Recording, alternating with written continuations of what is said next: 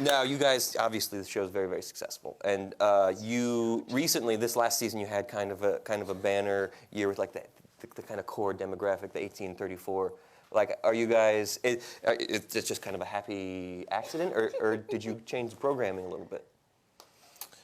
I don't think we They changed just too finally much. I realized mean, what's good We for them? changed at night. We went on Wednesday. I think so that was good.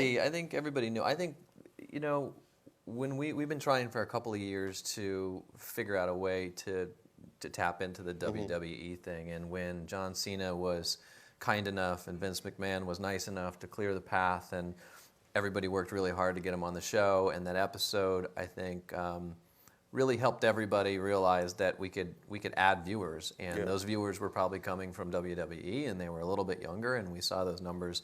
But I think our numbers have always been young, but that helped a lot. And then I think the move on Wednesday was a bold one by the network, and we believed in it. We always kind of felt like our audience was probably busy on Friday nights. And our DVR data was always really strong. And so the move, we encouraged it. We're excited about it, and it worked. So. And you know what's great is that I don't think our show changed because we moved on Wednesday night. I never feel like, I always feel like the network was so behind us. They're such fans of the show. The people on it are almost obsessed as the people in this audience.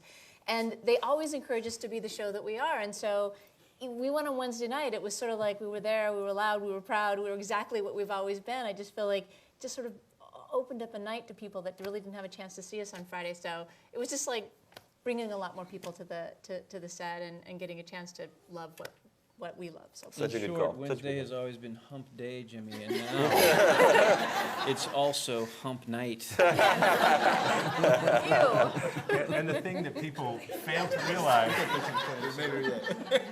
is that all of that was made possible because of the programming genius of a man named Jeff Wattel. Jeff Wattel. Where is he? Where is he? Who's the He's most somewhere. powerful man in the Somewhere. There world. he is. He's in the back. And the reason we're here. Thank you, Jeff. Well, Steve, what you know? I mean, you've been, I don't know how many shows you've done. How do you keep coming up with such kind of amazing, hilarious story ideas? How do you do it, Steve? I have a board that I wrote in the first year, and I said I want to do Jaws, I want to do Jurassic Park, I want to do Twin Peaks, I want to do a musical, I want to do, and that It's all board. about originality. Really. Yeah.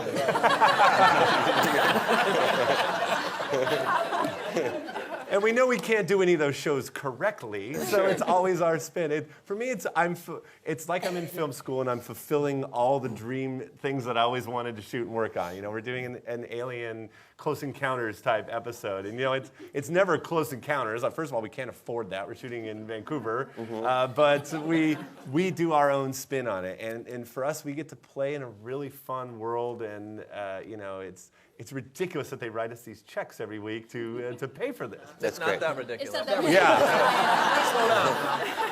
Jeff Wattel's still here. But I do say that it is mostly because of the programming genius of Jeff Wattel. I can't say that enough. And the foresight of Bill McGoldrick, who was the one who, in the room when we sold it. I think I scared the crap out of him when I pitched it, because I'm 6'8", if you haven't noticed. And when I pitch a show, I pitched like the whole thing. So I was doing all the parts, and I actually did like half of the episode. And he stands up and like I'm this, and he's standing like, up, "Ben!" and Bill's like, "Oh my God, what happened?" Yes. No, but the reason that we sold it to us, I truly believe it, because everybody else had these little teeny rooms, and it was mostly female executives, and then Steve would try to do the same thing in every room where we was towering over them and doing Henry, and then we got to Bill, we actually had a conference room, and I was like, oh yeah, conference room. There's room for There's Steve room here. for Steve. What you're saying is women hate me, is what No, you're saying. I think they fear you sometimes because you're so tall. Women fear you. Not me, I don't. I don't know about that. You're very comely. Yeah, I think so. I think so.